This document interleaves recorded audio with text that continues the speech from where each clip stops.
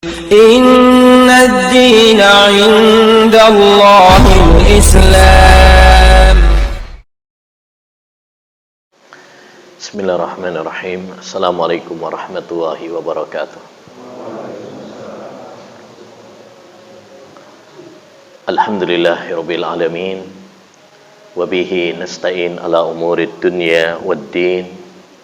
Wassalatu wassalamu ala asyrafil anbiya'i wal mursalin nabiyyina Muhammad wa ala alihi wa sahbihi ajma'in wa man ihtada bihudah wattaba'a atharahu ila yaumiddin, amma ba'd. Ma'asyiral muslimin wal muslimat, ayyuhal ikhwah wal akhwat yang semoga senantiasa dirahmati dan diberkahi oleh Allah Subhanahu wa taala. Mohon maaf sebelumnya tadi terlambat. Apa-apa ya. Insyaallah menunggu Ustadz itu juga sudah dapat pahala. Ma'asyiral muslimin wal muslimat rahimani wa rahimakumullah.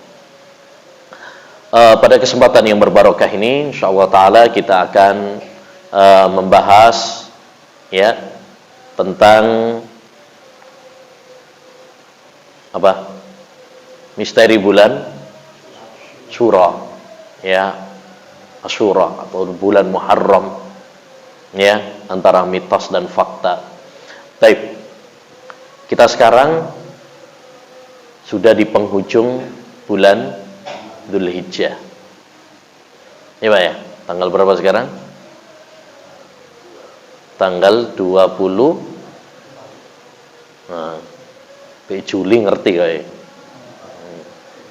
Ya. Sing dieling-eling iku Juli. Kajiannya Juli soalnya. Ya.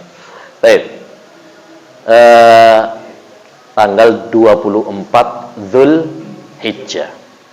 Itu artinya kurang lebih sekitar 6 hari lagi kita akan masuk pada tahun baru Hijriyah, yaitu ya bulan Muharram. Gitu ya. Dan pergantian tahun seperti ini, ma'asyiral muslimin, seharusnya menjadikan kita mawas diri, muhasabah, introspeksi diri, bahwa umur kita semakin bertambah, ajal kita semakin dekat. Aneh, sebagian orang itu kadang kalau tambah umur, wah, pesta, bergembira, ya, ngadain ulang tahun, ya. Dulu para ulama kalau masuk tahun baru bukan tambah gembira, apalagi pesta ulang tahun, enggak. Mereka semakin apa? Sedih. Kenapa? Karena sadar umur saya bertambah, ya, ajal saya semakin dekat, amal saya masih dikit. Itu dulu para ulama. Ya. Jadi ma'asyiral muslimin, pergantian tahun harus hendaknya menjadikan kita bertaubat kepada Allah Subhanahu wa taala, mengevaluasi diri kita, mengaudit diri kita. Ya ayyuhalladzina amanu taqwa wal tandur nafsum ma qaddamat liqad. Wahai orang-orang yang beriman, bertakwalah kalian kepada Allah, dan hendaknya masing-masing di antara kalian memikirkan apa yang sudah dia lakukan untuk hari akhir nanti. Bekal apa yang sudah dia siapkan. Hasibu anfusakum qabla an tuhasabu. Auditlah diri kalian sebelum kalian nanti diaudit sama Allah Subhanahu wa taala. Kita harus introspeksi diri kita. Dosa apa yang sudah kita kerjakan? Ya, amalan apa yang sudah kita lakukan? Sehingga tahun baru kita bisa memperbaikinya. Kita kalau untuk urusan dunia saja, evaluasi. Coba kalau di pekerjaan, perusahaan, ya, tiap minggu, tiap pekan, tiap rapat ada evaluasi. Rapat evaluasi. Ya, untuk apa? Memperbaiki kualitas. Kita lebih utama. Kita lebih utama untuk mengevaluasi diri kita sehingga kualitas iman kita, kualitas ketakwaan kita, kualitas ibadah kita semakin lebih baik. Ya. Ma'asyiral muslimin wal muslimat rahimani wa rahimakumullah. Bulan Muharram ya adalah bulan yang istimewa, bulan yang mulia, bulan yang agung. Kenapa? Karena beberapa hal. Satu, karena bulan Muharram adalah termasuk 4 bulan yang diagungkan, dimuliakan oleh Allah Subhanahu wa ta'ala.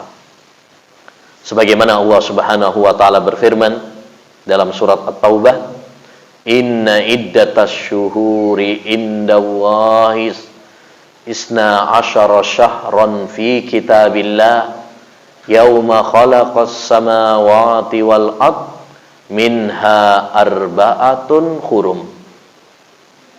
Kata Allah Subhanahu wa ta'ala, sesungguhnya bilangan bulan di sisi Allah itu ada 12 bulan, yaitu bulan Hijriyah ya, dalam kalender Hijriyah maksudnya. Ya, insyaallah hafal semuanya tanggalan Hijriyah ya mas, hafal mas, ben gak ngantuk. Coba apa ya? Muharram, Masya Allah. Muharram langsung Sa'ban ini piye ceritanya ya.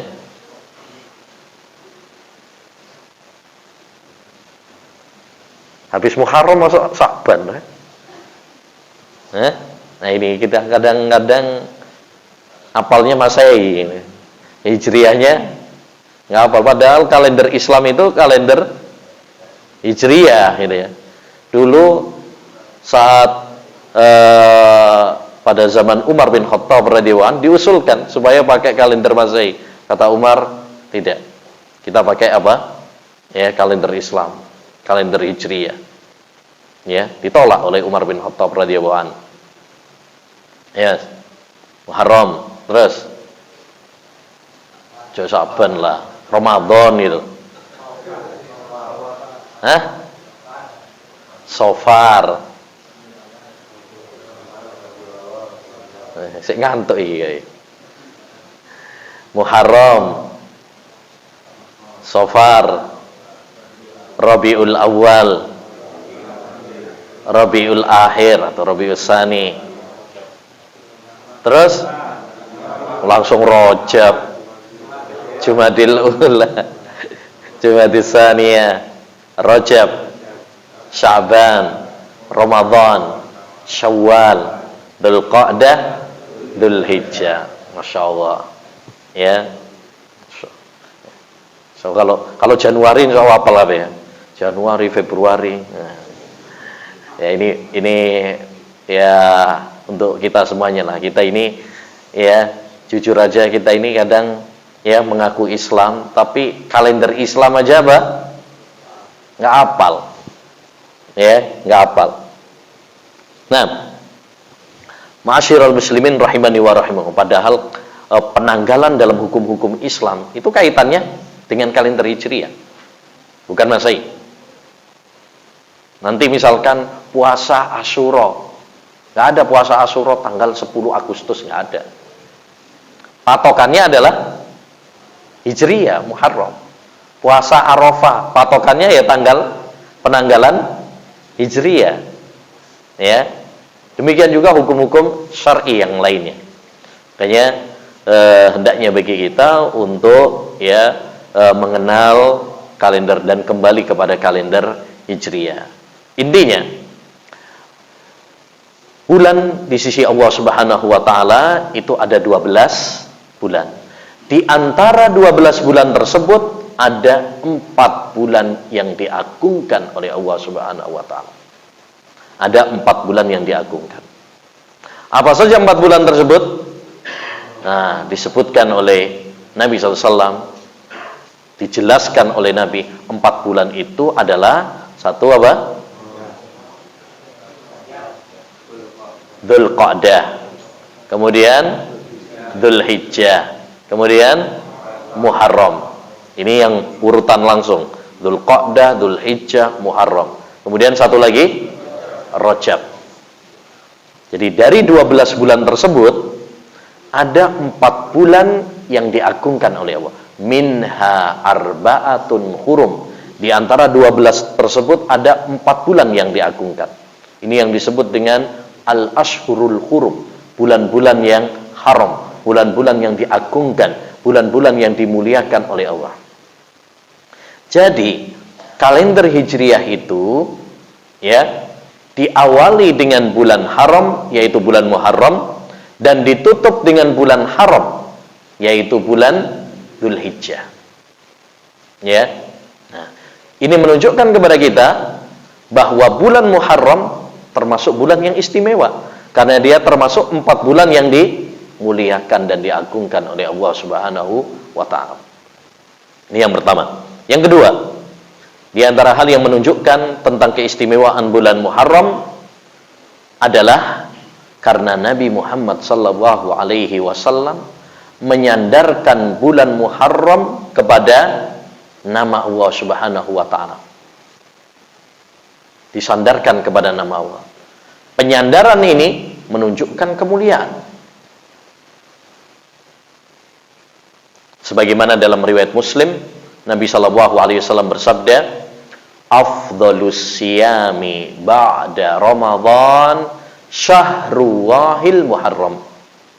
Sebaik-baik puasa setelah puasa Ramadan adalah puasa di bulan Allah Muharram. Di situ dikatakan bulan Muharram itu sebagai bulan Allah. Ya. Disandarkan, diidhofahkan. Ya, penyandaran ini menunjukkan kemuliaan. Sama seperti misalkan Ka'bah disebut sebagai Baitullah, rumah Allah. Itu kemuliaan, pengagungan. Begitu juga bulan Muharram disebut oleh Nabi sebagai Syahrullah, bulannya Allah. Itu pengagungan, kemuliaan bagi bulan Muharram. Ya. Ini. Yang ketiga, kenapa bulan Muharram itu begitu istimewa? Karena di bulan ini kita disyariatkan untuk puasa sunnah Asyura yang keutamaannya sangat besar, yaitu menghapus dosa-dosa setahun yang lalu. Kata Nabi SAW, "Siyamu Asyura ahtasibu ala Allah an yukaffira sanata allati qablah." Puasa Asyura itu saya berharap kepada Allah SWT menghapus dosa-dosa setahun yang lalu. Ya.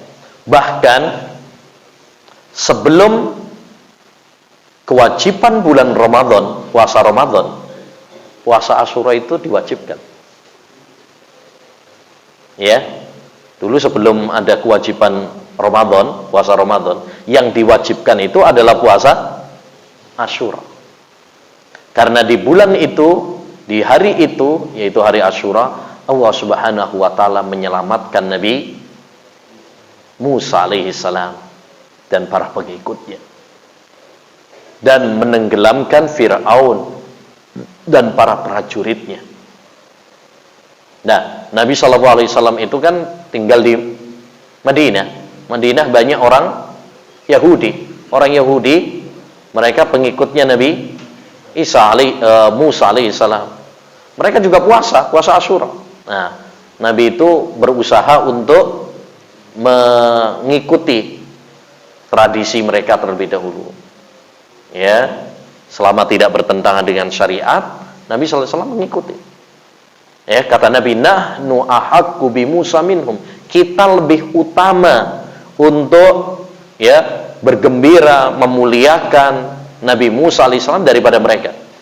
Kalau mereka saja bergembira atas selamatnya Nabi Musa alaihissalam, kita lebih berhak daripada mereka.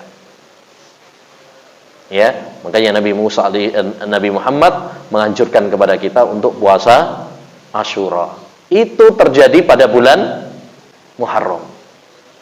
Ya. Nah, ini menunjukkan kepada kita keistimewaan bulan Muharram. Karena hari Asyura yaitu tanggal 10 Muharram. Jadi, ma'asyiral muslimin, bulan Muharram ini bulan yang istimewa. Satu, karena dia termasuk 4 bulan yang dimuliakan. Dua, karena Nabi menyandarkannya kepada nama Allah Subhanahu wa taala. Tiga, karena di sana ada hari Asyura, di mana di hari itu Allah SWT menyelamatkan Nabi Musa dan para pengikutnya, menenggelamkan Fir'aun dan bala tentaranya, dan di hari itu juga kita disyariatkan untuk puasa, ya, yang pahalanya luar biasa, yaitu menghapus dosa-dosa setahun yang lalu. Baik, ini masalah yang pertama. Masalah yang kedua, benarkah bahwa bulan Syura adalah bulan sial? Sebagian masyarakat kita, terutama Jawa ya, punya keyakinan atau mitos bahwa bulan Syura itu bulan sial, bulan naas, bulan angker, serem. Ya, makanya kalau bulan Muharram jarang ada yang berani ngadakan hajatan nikahan. Ya kan? Kalau dulu jagi rame ya, mumpung kurang Muharram gitu. Ya. Atau buka usaha. Ya, suruh nunda, jangan Muharram, nanti gagal. Atau bepergian jauh. Ya, dan lain sebagainya. Mereka menganggap bahwasanya bulan ini adalah bulan sial. Orang kalau nikah di bulan ini alamat cerai, gagal. Ya, kalau usaha di bulan ini buka usaha alamat ya bangkrut. Kalau safar di bulan yang mulia ini ya berarti nanti kecelakaan dan sebagainya. Apakah benar ya keyakinan seperti ini? Baik, tentu ma'asyiral muslimin wal muslimat, kita untuk menilai benar atau tidak, kita harus mengembalikan kepada sebuah acuan. Dan acuan kita adalah Al-Quran dan hadis Nabi Muhammad SAW.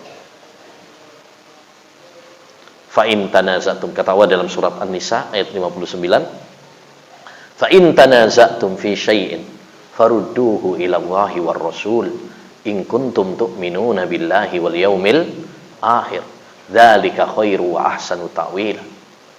Jika kalian berselisih pendapat dalam suatu masalah apapun, kembalikan kepada Allah, yaitu kepada Al-Quran. Kembalikan kepada Rasul, yaitu kepada hadis-hadis Nabi Shallallahu Alaihi Wasallam. Jika kalian memang benar-benar beriman kepada Allah dan Rasul, kepada hari akhir. Ya. Setelah kita kembalikan kepada Al-Quran dan hadis, ternyata kita dapati bahwa anggapan bahwa bulan Syura itu bulan sial banyak bertentangan, banyak berseberangan dengan akidah Islam, dengan Quran dan hadis. Dari beberapa sisi. Pertama, keyakinan ini, mitos ini bertentangan dengan kemuliaan Islam, kemuliaan bulan Muharram. Tadi sudah kita sampaikan bahwa bulan Muharram itu bulan yang mulia. Ya, dia termasuk 4 bulan yang dimuliakan. Dia termasuk ya bulan yang disandarkan kepada nama Allah. Ya, di bulan tersebut juga kita disyariatkan untuk puasa sunnah Asyura. Bagaimana mungkin ya bulan yang begitu mulia malah dianggap sebagai bulan sial? Ini kan bertentangan. Ya kan? Bertentangan. Ini yang pertama. Yang kedua, keyakinan bahwasanya bulan Syura termasuk bulan sial, termasuk bentuk tiarah yang dilarang oleh Nabi Shallallahu Alaihi Wasallam. Nabi bersabda, at-tiyaratu syirkun. Tiarah itu termasuk perbuatan syirik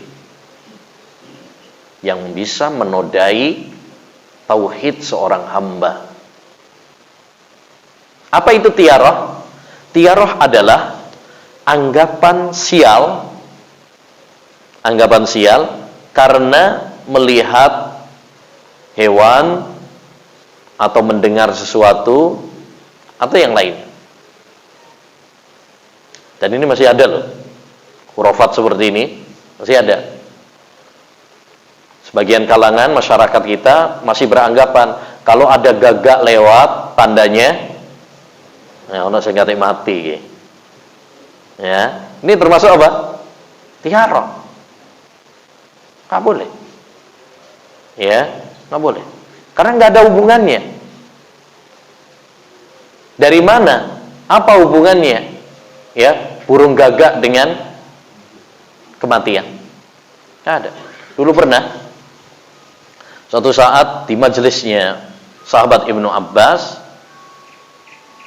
ada burung, kemudian ada salah satu muridnya mengatakan, ya, ini kebaikan, khair, maksudnya ini tanda apa? Kebaikan, ada burung ini. Ya, kata Ibnu Abbas, la khair wala syarr. Ya, bukan baik, bukan buruk. Artinya jangan dikaitkan dengan burung, kebaikan atau keburukan itu. Ini sama seperti orang jahiliyah dulu. Orang jahiliyah dulu kalau mau bepergian, dia melepas burung. Kalau ke kanan lanjut. Kalau ke kiri berarti diurungkan. Nah, itu adu nasib. Ya, tiarah yang tidak diperbolehkan. Atau merasa sial dengan angka. Ini juga masih banyak. Angka berapa biasanya? 13. Ya, makanya banyak orang kalau misal pemain bola atau bulu tangkis itu nggak mau dapat kaos nomor 13, apes deh. Kalah terus. Ya, kalah wae, jangan disalahkan apa? Nomornya. Mau nomor 1 pun kalau kalah ya kalah. Ya. Itu. Bahkan ini bukan hanya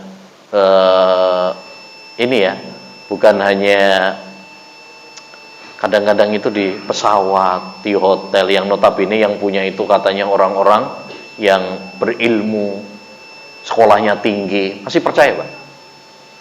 Di sebagian pesawat saya pernah ngerti sendiri, nomor 13 itu nggak ada. Nomor 12 langsung 14, loncat.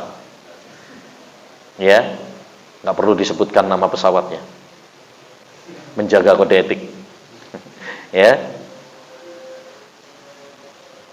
Lift hotel itu nomor 13 nggak ada. Atau 4 juga. Nggak tahu saya kalau nomor 4. Biasanya nomor 13-nya nggak ada. Atau kamar juga begitu. Ya. Kenapa? Karena mereka menganggap itu adalah angka sial. Nah, ini nggak boleh. Kita punya keyakinan seperti itu termasuk tadi tiarah. Ya, anggapan sial yang dilarang. Termasuk menganggap sial bulan Syura. Ini termasuk dalam tiarah yang dilarang oleh Nabi Shallallahu Alaihi Wasallam. Nah ini, maka kita jangan terbawa ya sama keyakinan-keyakinan.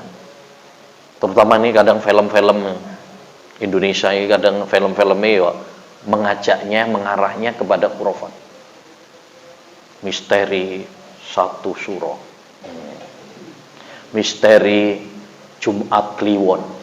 Nah, ya, padahal bulan Jumat bulan istimewa.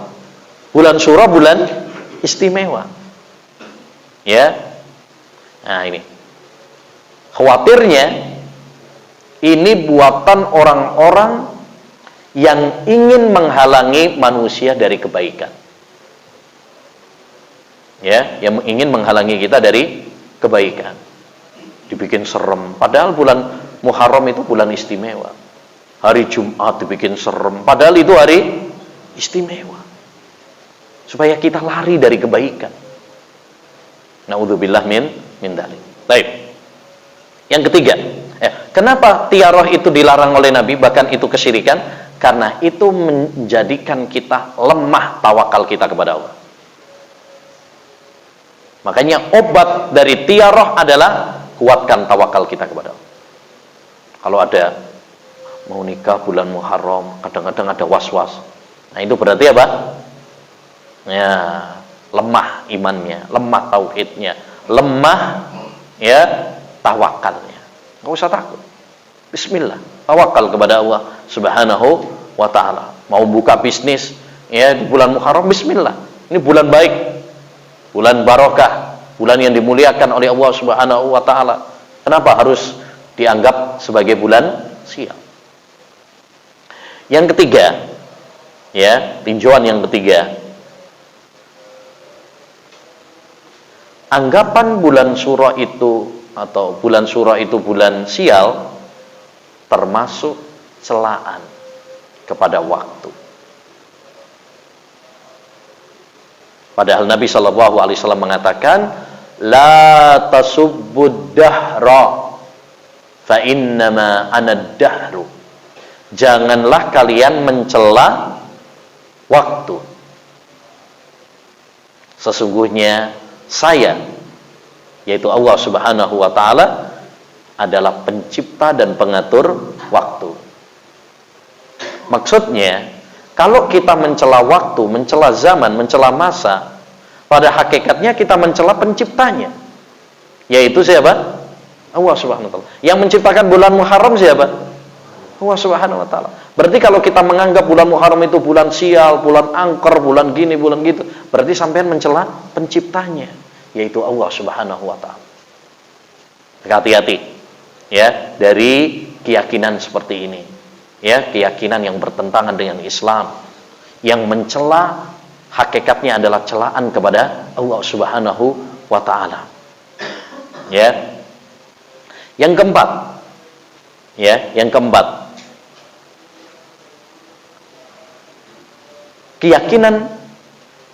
Keyakinan bahwa bulan Syura itu bulan sial tidak sesuai dengan fakta sejarah. Buktinya fakta sejarah bulan Syura itu adalah Allah Subhanahu wa taala menyelamatkan Nabi Musa alaihi salam dan menghancurkan Firaun, menenggelamkan Firaun. Itu peristiwa sukacita atau peristiwa duka? Sukacita, gembira. Orang-orang beriman bergembira dengan peristiwa itu. Makanya Nabi gembira memerintahkan kita untuk apa? Puasa. Itu sebagai ungkapan syukur ya atas peristiwa tersebut. Karena peristiwa itu adalah peristiwa kegembiraan. Berarti bulan Muharram itu bulan gembira. Bukan bulan kesialan. Jelas ya? Bukan bulan kesialan, tetapi justru bulan kegembiraan, kemenangan.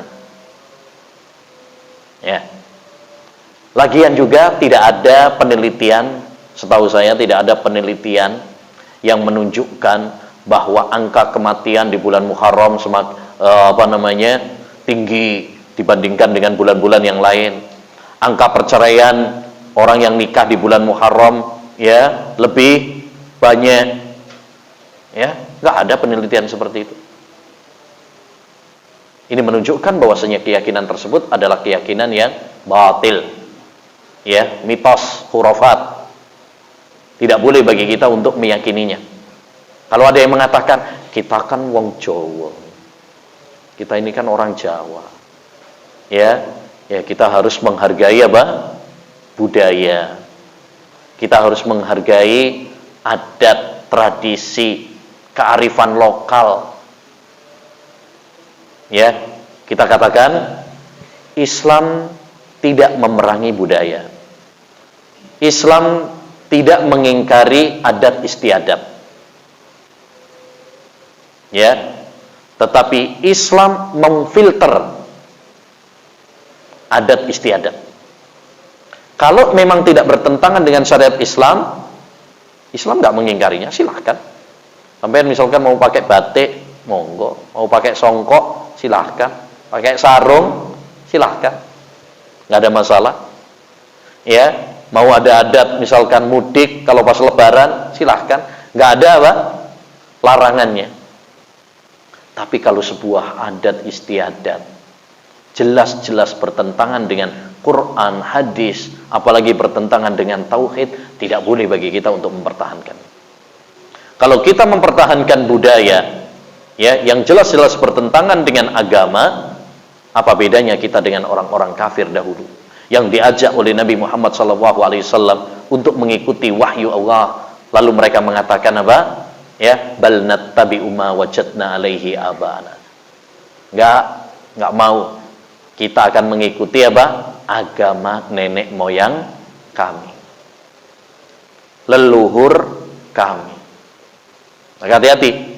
Mempertahankan agama nenek moyang, adat istiadat, budaya leluhur yang jelas-jelas bertentangan, itu adalah merupakan tradisinya orang-orang kafir. Hati-hati. Ya, kita boleh melakukan adat istiadat, budaya, kearifan lokal, asalkan tidak bertentangan dengan syariat. Tapi kalau bertentangan dengan syariat, nggak boleh kita pertahankan. Ya, termasuk diantaranya ini karena bertentangan, nggak boleh kita pertahankan. Ya, setiap adat yang bertentangan dengan agama Islam maka tidak boleh untuk dipertahankan dengan kesepakatan para ulama. Dengan kesepakatan para ulama. Nanti kalau dipertahankan banyak. Ada orang misalkan kirim tumbal, sajen, ya, wah ini kearifan lokal. Sampai kemarin ada yang ngundang dukun, ya, pawang hujan. Pas ada acara itu kan, pawang hujan. Tiba-tiba pawang hujan ini kudanan bisa. Nah, alasannya apa? Kita ingin menyampaikan kepada dunia tentang kearifan lokal kita. Ya, jangan jadikan kearifan lokal untuk ya menyelisihi agama. Ya, baik. Ma'asyiral muslimin wal muslimat rahimani wa rahimakumullah. Setelah kita mengetahui bahwasanya bulan Muharram ini bulan yang istimewa dan bahwasanya salah anggapan sial terhadap bulan Muharram ini. Terus apa yang harus kita lakukan di bulan Muharram ini? Yang harus kita lakukan di bulan Muharram ini, ma'asyiral muslimin, pertama adalah memperbanyak amal ibadah, meningkatkan amal soleh kita. Makanya dahulu para salaf kalau mendapati bulan Muharram, wah, ditingkatkan semangat amal ibadahnya. Ya. Terutama 10 awal bulan Muharram. Disebutkan oleh Abu Usman An-Nahdi, adalah para ulama us-salaf sangat mengagungkan 3 dari 10 hari. 10 awal bulan Dzulhijjah, 10 awal bulan Muharram, dan 10 akhir Ramadan. Ini 3 dari 10 hari yang sangat diagungkan oleh para ulama us-salaf. Maksudnya para ulama salaf mengagungkan itu bagaimana? Mereka berlomba-lomba di dalam kebaikan, meningkatkan amal ibadah mereka. Ya. 10 awal bulan Dzulhijjah, ini yang kalau nggak salah yang kita bahas bulan yang lalu ya. Yang kedua 10 awal bulan Muharram. Kemudian yang ketiga adalah 10 akhir bulan Ramadan karena ada malam Lailatul Qadar. Maka hendaknya bagi kita untuk memperbanyak amal soleh. Terutama ini satu-satunya amal ibadah yang ada dalilnya secara khusus, yaitu puasa. Kita dianjurkan memperbanyak puasa di bulan Muharram. Sebagaimana tadi dalam hadis, afdhalus siyami ba'da Ramadan syahruwahil Muharram. Sebaik-baik puasa setelah Ramadan adalah puasa di bulan Allah, yaitu bulan Muharram. Jadi dianjurkan bagi kita memperbanyak apa? Puasa di bulan Muharram. Lebih-lebih yaitu hari Asyura yang tadi sudah kita singgung, ya. Nggak apa-apa kita lebih jabarkan lagi. Kita dianjurkan untuk puasa hari Asyura, yaitu tanggal 10 Muharram. Keutamaannya sangat besar. Apa tadi? Menghapus dosa-dosa setahun yang lalu. Kalau Arafah menghapus dosa-dosa 2 tahun, setahun yang lalu dan setahun yang akan datang. Kenapa puasa Arafah pahalanya 2 tahun sedangkan Asyura 1 tahun? Imam Ibnul Qayyim menjelaskan, karena kalau puasa Arafah itu kekhususan buat umat Islam. Berbeda dengan Asyura. Kalau Asyura itu orang Yahudi juga puasa. Cuma Nabi Shallallahu Alaihi Wasallam menyetujuinya. Jadi syariat umat sebelum kita itu kan ada yang disetujui, ada yang enggak. Ya, kalau disetujui oleh Nabi ya berarti kita lakukan. Tapi kalau misalkan enggak disetujui oleh Nabi, Nabi mengingkarinya, ya berarti kita tidak melakukannya juga. Puasa Asyura, orang yang Yahudi juga dulu ada, mereka berpuasa Asyura.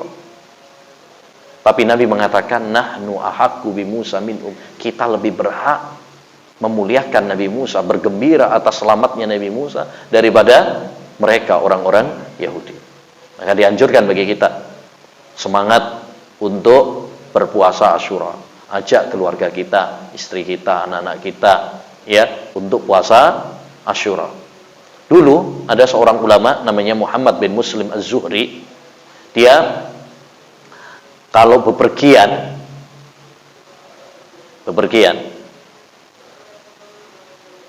dia tetap puasa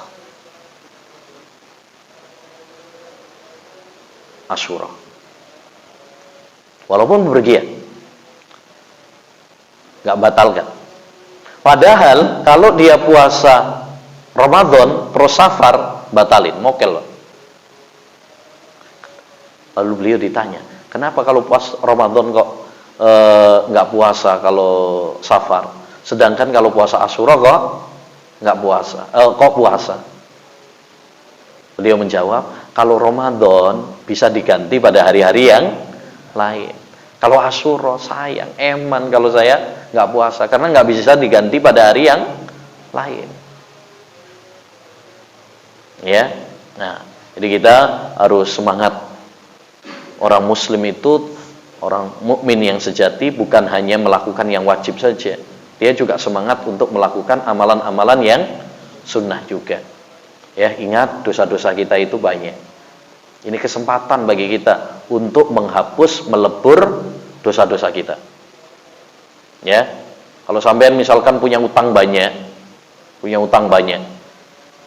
ya, tapi dikasih kesempatan sama yang ngutangin, ya, sampean puasa 1 hari, utangnya sampean tak anggap lunas, ya Allah, semangat gak ini? Punya utang 1 miliar misalkan, tapi sampean kalau puasa 1 hari, ya, utang sampean tak anggap lunas, masa dilewatkan itu kesempatan itu? Gak mungkin, ya. Begitu juga ma'asyiral muslimin, Allah ngasih kesempatan kepada kita lewat lisan Rasulnya. Jangan dilalaikan, ya, jangan disepelekan. Tapi ingat, hadis-hadis seperti ini jangan membuat kita kemudian menggampangkan dosa. Ada sebagian orang tertipu, gak apa-apa dosa, gampang kok mari ini sok puasa Asyura dihapus, ya nggak apa-apa dosa, nanti puasa Arafah, dosa-dosanya terhapus. Ingat, yang dihapus di situ dosa dosa kecil, bukan dosa besar. Ya, dosa kecil. Kalau dosa besar harus dengan taubat kepada Allah.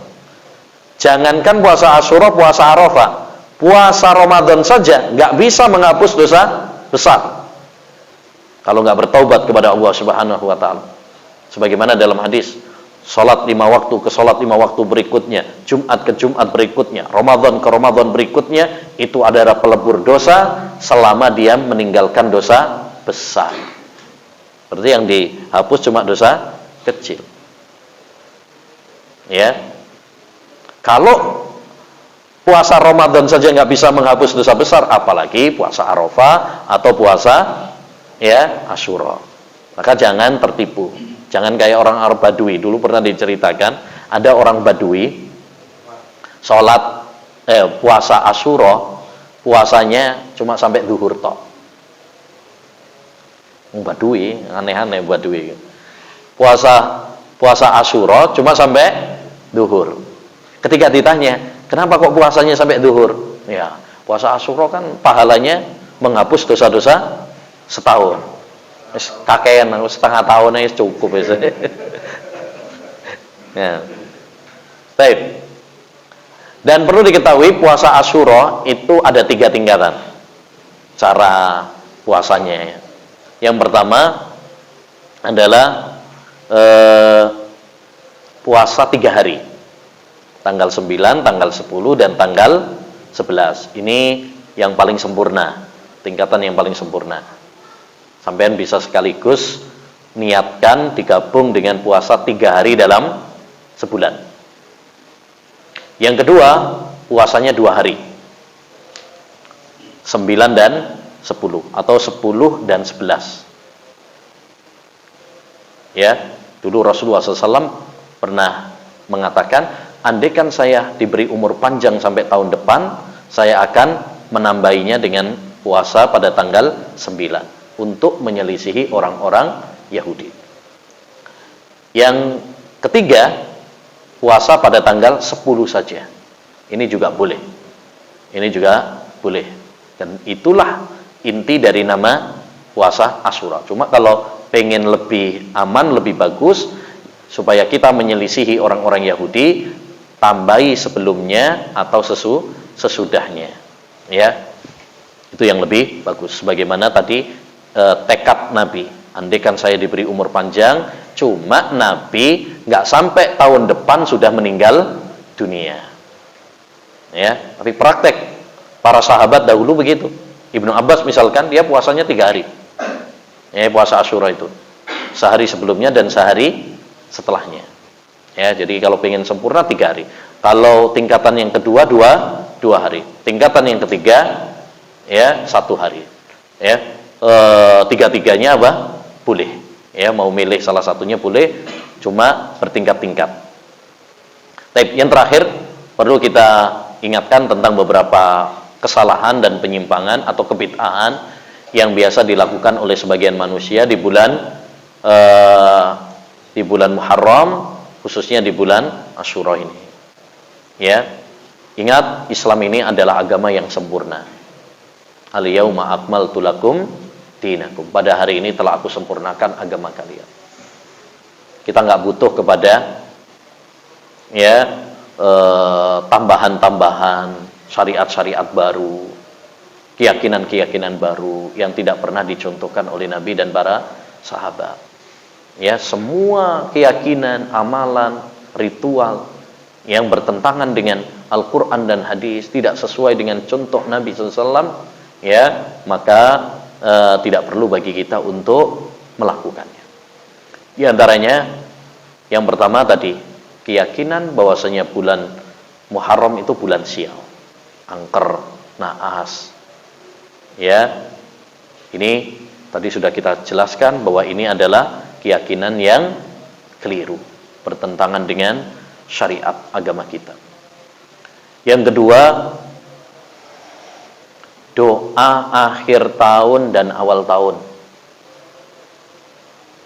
Biasanya sering kalau di penghujung akhir tahun atau masuk awal tahun baru, itu dapat kiriman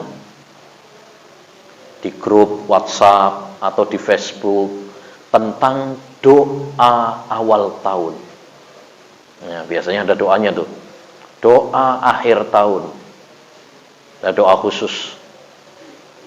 Ya, sering beredar itu. Tiap akhir tahun muncul. Ya. Tidak ada doa khusus akhir tahun atau awal tahun. Itu buatan orang-orang yang diambil dari mimpi. Ya, mimpi. Padahal mimpi itu bisa nggak dijadikan sebagai sandaran hukum? Nggak bisa. Sandaran kita Quran dan hadis, bukan mimpi. Ya, kalau ada orang ngaku mimpi ketemu Nabi, oh dapat syariat, wangsit, sholawat, ya, atau zikir, atau ini ritual itu, boleh nggak diamalkan? Nah, ya, baik. Kalau seperti itu nanti kesempurnaan agama Islam nggak berlaku lagi. Setiap orang akan ngaku dapat ajaran baru, ya, kacau nanti. Yang ketiga juga adalah puasa awal tahun atau akhir tahun. Itu ada hadisnya, tapi hadisnya palsu. Hadisnya palsu. Siapa yang puasa akhir tahun dan awal tahun, maka Allah akan mengampuni dosa-dosanya 50 tahun. Ya, oke. Ya. Ini hadis palsu. Man kadzaba alayya muta'ammidan falyatabawwa maq'adahu minan nar. Siapa yang berdusta atas nama saya, silahkan kata Nabi, dia membooking tempat duduknya di neraka. Ya, ini banyak orang menyebarkan hadis-hadis palsu. Makanya kita harus selektif, ya. Jangan asal nemu di Facebook, nemu di grup, wah ini kemarin dapat kiriman nih, ono Arape. Nah, angger ono Arape aja berarti ya, mantep hadisnya. Enggak. Kita harus selektif. Harus selektif. Karena sekarang ini banyak hadis-hadis apa? Palsu beredar. Kita harus selektif. Ya. Orang dikasih uang palsu aja nggak mau kok. Dikasih beras palsu nggak mau, mosok dikasih hadis palsu mau. Ini lebih penting daripada apa? Makanan, daripada harta. Karena ini berkaitan dengan agama kita. Ya. Nah, juga termasuk kebid'ahan bulan Muharram juga adalah ya ritual pesta duka yang biasa dilakukan oleh orang-orang Syiah Rafidhah. Ya, mereka di hari Asyura itu tanggal 10 Muharram itu keluar ke jalan-jalan, ya. Nanti yang laki-lakinya buka apa? Baju mukul. Ya, mukul dadanya, mukanya, kepalanya, bahkan melukainya sampai berlumuran darah. Kadang anaknya juga digituin. Naudzubillah min dzalik. Sampai ada yang pingsan, ada yang mati. Semakin banyak darahnya semakin mantep. Naudzubillah min dzalik. Ya, ini kalau di negara-negara yang mayoritasnya Syiah, wah itu dijadikan pesta rame itu. Kalau 10 Muharram itu, mereka sedang merayakan kematian ya Husain, cucu Nabi Shallallahu Alaihi Wasallam. Ya, kata mereka kita sedih, meratapi kesedihan terbunuhnya Husain, cucu Nabi Shallallahu Alaihi Wasallam. Ya, padahal itu adalah tangisan semu, dusta. Kalau mereka betul-betul cinta kepada Nabi, cinta kepada Husain, ya, bukan seperti itu cara apa? Mencintainya. Ya, bukan seperti itu cara mencintainya. Justru meratapi mayit itu dilarang oleh Nabi. Bahkan Nabi mengabarkan itu termasuk perilaku jahiliyah. Ya, perilaku jahiliyah. Apalagi melukai diri. Tentu bertentangan dengan agama kita. La dharara wala dirar. Tidak boleh membahayakan diri sendiri dan membahayakan orang lain. Ya, dari mana ajaran seperti itu? Nabi nggak pernah mencontohkan. Nabi nggak pernah menganjurkan, para sahabat tidak pernah melakukan seperti itu. Ya, nah, maka kita harus waspada. Kalau di Indonesia masih malu-malu kucing orang-orang Syiahnya. Tapi mereka kadang melakukan, merayakan seperti itu, cuma tersembunyi. Ya, tersembunyi. Makanya kita harus waspada karena paham mereka seperti gurita, bom waktu. Ya, sangat berbahaya. Majelis Ulama Indonesia sudah menulis buku bagus, mewaspadai penyimpangan Syiah di Indonesia. Ini perlu dibaca. Yang terakhir, di antara kebid'ahan di bulan Muharram juga, nah ini tradisi-tradisi yang biasa di tanah air ya. Tradisi kirap kebo Kiai Slamet. Pernah dengar ya, Kiai Slamet? Kiai Slamet bukan orang. Apa? Kebo bule. Ya, kebo keraton. Ya, kebo keraton.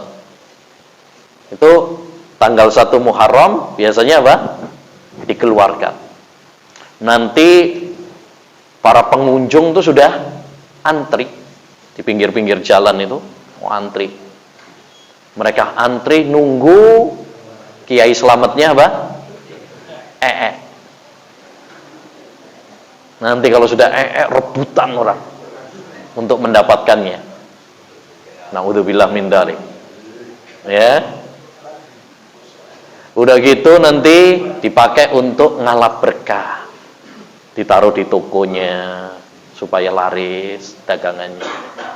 Kalau yang sindodolan bakso apa pentol ya ditaruh di gerobaknya supaya laris. Na'udzubillah min dzalik. Makanya Pak, kita perlu belajar ilmu agama, terutama belajar tauhid ya, supaya akal kita waras. Orang kalau nggak belajar tauhid, akalnya nggak waras. Ini bukan bertentangan dengan agama, ini sudah bertentangan dengan logika. Sudah bertentangan dengan logika.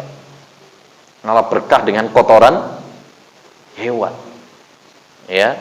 Nah, dari mana anggapan bahwasanya itu bisa membawa keberkahan, keberuntungan? Kan nggak ada dalilnya. Ya, nggak ada dalil. Al barakatu minallah. Keberkahan itu datangnya dari Allah Subhanahu wa taala semata. Ya, kalau kita ngalap berkah harus ada dalil bahwa itu membawa keberkahan. Ya, dan dengan cara yang dituntunkan oleh Rasulullah sallallahu alaihi wasallam. Gitu. Belum lagi nanti ada acara mandikan keris sudah setahun nggak pernah dicuci, nanti dicuci, dimandiin airnya. Nah, ini buat rebutan air untuk mandikannya keris itu buat rebutan. Ada yang dibuat mandi, ada yang dibuat minum. Bayangna keris setahun nggak sekaraten dimandiin, airnya dipakai untuk mandi, dipakai untuk minum. Bukannya tambah sembuh, tambah mati ya. Nah, ini ya ada orang yang sakit disuruh minum itu. Anggapannya apa? Itu berkah. Berkah dari mana? Keberkahan itu dari Allah Subhanahu wa taala. Mending kalau air Zam-Zam gitu ya kan. Ada dalilnya. Ma'u Zam-Zam lima syuribala. Air Zam-Zam itu tergantung ya niat peminumnya. Ada dalilnya. Silakan. Ya. Nah, tapi dari mana? Saya bukan tambah sembuh, tambah apa? Sakit parah. Lah ini keris sudah kotor setahun, ya, kalau dimandiin apa nggak tambah kotor itu? Ya. Nah, jadi ini ritual-ritual seperti ini, ritual yang bertentangan. Uniknya, pas pandemi kemarin saya baca berita, ya, acara kirap kebo libur dulu karena pandemi libur. Yang ini juga kemarin saya dapat baca berita juga, kebunnya kena PMK. kena penyakit. Kena penyakit, ya. Wallahu musta'an. Ya. Demikian ma'asyiral muslimin rahimani wa rahimakumullah yang bisa kita bahas. Mudah-mudahan bermanfaat, ya. Semoga Allah Subhanahu wa taala senantiasa menambahkan kepada kita semangat untuk belajar ilmu agama, dan semoga Allah menganugerahkan kepada kita ilmu yang bermanfaat. Allahumma inna nas'aluka ilman nafi'a wa rizqan thayyiba wa amalan mutaqabbala. Allahumma anfa'na bima 'allamtana wa 'allimna ma yanfa'una wa zidna ilma ya rabbal alamin. Rabbana dhalamna anfusana wa illam taghfir lana wa tarhamna lanakunanna minal khasirin. Rabbana hab lana min azwajina wa dhurriyyatina qurrata a'yun waj'alna lil muttaqina imama. Rabbana atina fid dunya hasanah wa fil akhirati hasanah wa qina adzaban nar. Wa sallallahu wasallam ala nabiyyina Muhammad wa ala alihi wa sahbihi ajmain. Subhanakallahumma wa bihamdika